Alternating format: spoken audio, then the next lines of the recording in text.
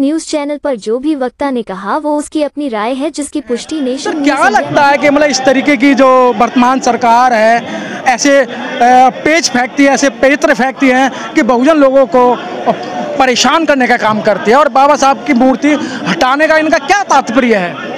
Sir, इनका तात्पर्य ये है कि जो बहुजन समाज के अंदर जो ताकत आती जा रही है, 14 अप्रैल के अंदर जो एक जन सैलाब उमड़ता है और उसके अंदर जो संगठन बनता जा रहा है, इनको आने वाले समय में ये डर है कि कहीं ये इस बीजेपी सरकार को उखाड़ ना फेंक दें। और ये सच्चाई है, मैं कहूँगा, गर्व के साथ कहूँगा कि आज उपवन का मधुहास भी तुम देखोगे और कल रेगिस्तान की प्यास भी तुम देखोगे। आज सीता के स्वयंवर पर इतना मोदी, कल राम का वनवास भी तुम देखोगे। और ये बहुजन जिस दिन इकट्ठा हो जाएगा, इस सरकार को उखाड़ के फेंक देगा।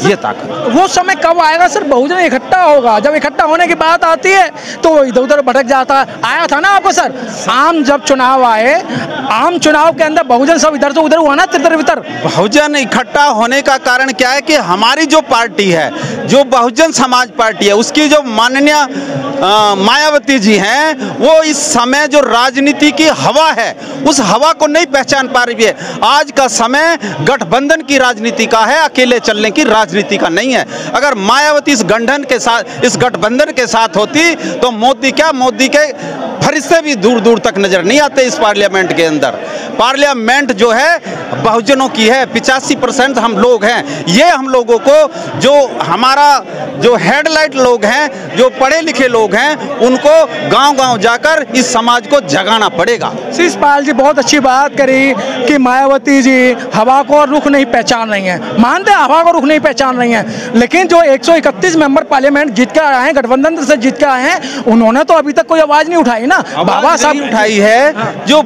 बीजेपी की सरकार है, जो बीजेपी जीत के आई है, उसके अंदर 56 MP जीत के आए हैं रिजर्व सीट से। जिस दिन ये रिजर्व सीट वाले, जिस दिन ये 56 MP बाबा साहब डॉक्टर अंबेडकर, भगवान बुद्ध और संत कबीर की विचारधारा को फॉलो करने लग जाएंगे, फिर 1 मिनट की तो दूर, मैं एक दावे के साथ कहता हूं कि अगर 240 में से 56 निकाल दो तो मिनट तो दूर, सेकंड में गवर्नमेंट गिर जाएगी। बस उन्हें एक होने की जरूरत है, लेकिन उनके मुंह पे मच्छी का बंधा हुआ है, आंख पे पट्टी बांध रखी है मोदी ने। RSS और बीजेपी तो उन्हीं लोगों को टिकट देगी ना जो उनकी चापलूसी करेगी। आप जैसे लोगों को क्यों देगी? आप लोग बार बार इस बात करो, गठबंधन ने यही तो कहा, और हमने पहले भी आपसे एक आध बार क्वेश्चन किया है कि सर संविधान खतरे में है, दलित नेताओं की राजनीति खतरे में है? दलित नेताओं की राजनीति खतरे में है, संविधान तो खतरे में है ही नहीं। संविधान खतरे में तो जिस दिन आ जाएगा ये पब्लिक, ये जन सैलाब उखड़ के इस सरकार को उखाड़ के फेंक देगी। जैसे पीछे बार हुआ है, इन्होंने कहा, पिछली बार इन्होंने कहा था दलित एक्ट खत्म करने के बाद जब बात हुई थी तो एक जन सैलाब उखड़ के आ गया था और इनको मजबूरी में उसको वापस लेना पड़ा था। ये ऐसे नहीं है। बाबा साहेब अंबेडकर की विचारधारा को ये जितने लोग हैं, ये बिल्कुल वो हैं जो बाबा साहेब की विचारधारा को आगे बढ़कर ले जाने वाले लोग हैं।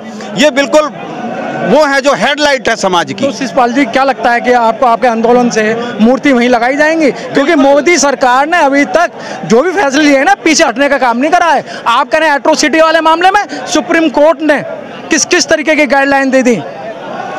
सर, मूर्ति हटाने के लिए जन आंदोलन करना, मूर्ति लगाने के लिए जन आंदोलन करना पड़ेगा। अगर इतने दम था तो 3 जून की रात को ये उसको पीछे से चोरों की तरह उस मूर्ति को नहीं हटाते। अगर चोरों की तरह से मूर्ति हटाने का दम था, अगर इनमें दम था तो खुले में चढ़ाते कि हम बाबा साहब की मूर्ति लगा वहां से उखाड़ने जा रहे हैं। तो इनका क्या, इनका बाप भी उस मूर्ति को नहीं उखाड़ सकता था। ये जोश, ये जज्बा, ये जैसे जैसे लोगों में जागरूकता आ जा रही है, इनको लगानी पड़ेगी, इनके बाप को लगानी पड़ेगी। बीच में तेज तरार राकेश कुमार जी जुड़ चुके हैं। राकेश कुमार जी, बाबा साहब की स्टैचू हटा दी गई है पार्लियामेंट से, क्या कारण है?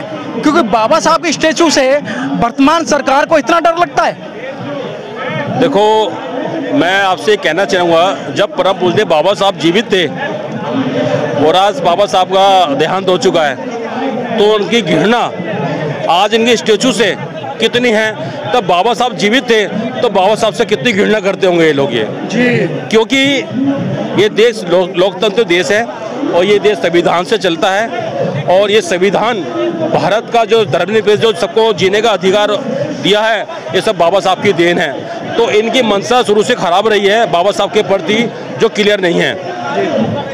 और जनता जनार्दन ने इनका जो 400 पार का सपना था, वो उनको सपना भी इनका क्लियर किया है।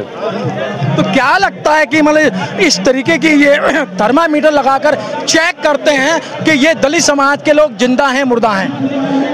देखो, दलित समाज को बड़ा संघर्ष इस देश के अंदर करना पड़ा। हमें तो कपड़े पहनने का अधिकार भी बड़ा मुश्किल से मिला, पानी पीने का अधिकार बड़े मुश्किल से मिला, पढ़ने का अधिकार बड़े मुश्किल से मिला। ये धन्य बाबा साहब जो एक भगवान के रूप में हमारे इस धरती पर पैदा हुए, जो हमें जीने का, पढ़ने का, खाने का, कपड़े पहनने का अधिकार मिला। क्योंकि इन्होंने तो हमारे लोगों की दुर्दशा इतनी खराब की है कि हमें जीने का अधिकार ही नहीं था। हमारे जानवरों से बदतर इन्होंने ज़िंदगी कर रखी थी कि झील के अंदर, नदी के अंदर कुत्ता पानी पी रहा है लेकिन इंसान नहीं पी सकता था। वो हमारी इन्होंने हालत करी हुई थी। क्योंकि हम इस देश के मूल शासक हैं, इस देश के हम उत्तराधिकारी भी हैं, इस देश के हम राजा महाराजा रहे हैं देश के अंदर, लेकिन इनको यहाँ से हमें हटाकर हमें दलित एससी बना दिया गया। हर चीज़ से वंचित रखने की इनका मनसा ये रखते हैं अंदर खाने। सर, ये बार बार इस तरीके की घटना घटित होती हैं और हमारा जो बहुजन समाज है इन घटनाओं में अपने विचार विमर्श देते देते परेशान रहता है, लेकिन वो अपने जो उनके कारनामे हैं उसमें कामयाब हो जाते हैं। देखो, बाबा साहब के 3 जो मंत्र हैं ना, शिक्षित बनो, संगठित रहो और संघर्ष करो। हम जो है संघर्ष तो कर रहे हैं और शिक्षित हो रहे हैं, लेकिन हम संगठित नहीं हो रहे। साहब काशीराम जी कहते कहते चले गए 1585 के लिए कि हम 85% इस देश के अंदर जो हैं हम एक नहीं हो रहे, क्योंकि हम अलग अलग जातियों में, उसकी उपजातियों में बटे हुए हैं। कि इन लोगों की जो ब्राह्मणवादी नीति है, हमें जाति से उपजाति में बांटा गया ताकि हम एक ना हो। तो जब तक हम एक नहीं होंगे, हम उस संविधान को हम अच्छी तरह नहीं पढ़ेंगे, तो हमारी बात आगे नहीं बनती। अच्छा राकेश जी, चलते चलते अभी आपने बाबा साहब की बहुत बड़ी तारीफ करी। सर, बाबा साहब अकेले उस मसीहा ने करोड़ों अरबों लोगों की जिंदगी सुधार दी, लेकिन आज करोड़ लोग जो हैं बाबा साहब के स्टैचू को नहीं बचा पा रहे। देखो, देश जो है ना सरकार से चलता है। पहले जो इनका जो बहुमत था पूरा था, आज इनका बहुमत पूरा नहीं है। आज लोकतंत्र जो है मजबूत है, विपक्ष मजबूत आया है। मेरे हिसाब से अब इनकी जो तानाशाही नहीं चलेगी, इसका कोई ना कोई रिजल्ट आएगा जरूर। और हाँ, बिल्कुल आएगा। ये संघर्ष जो है आगे तक जाएगा और हम वहाँ पर जो स्टैचू बाबा साहब की है हम वहीं स्थापित कराएंगे। जब तक वहाँ पर स्टैचू स्थापित नहीं होगी, हमारा संघर्ष जारी रहेगा। हमें तो पूरी उम्मीद है कि सरकार को झुकना पड़ेगा, स्टैचू वहीं वापस बाबा साहब की लगानी पड़ेगी, ताकि यहाँ पर जो 14 अप्रैल को बाबा साहब की जयंती बनाई जाती है, जनपद पर एक ऐतिहासिक जयंती बनाई जाती है। इस देश के अंदर किसी भी बड़े लीडर की जो बाबा साहब की जयंती बनाई जाती है, वो किसी की इतनी बड़ी जयंती नहीं बनाई जाती। इनका उद्देश्य क्या है? जो हम 14 अप्रैल को जनपद पे ये इकट्ठा होते हैं, हम वहाँ पर इकट्ठा ना हो, ये बाबा साहब की स्टैचू हटा दो।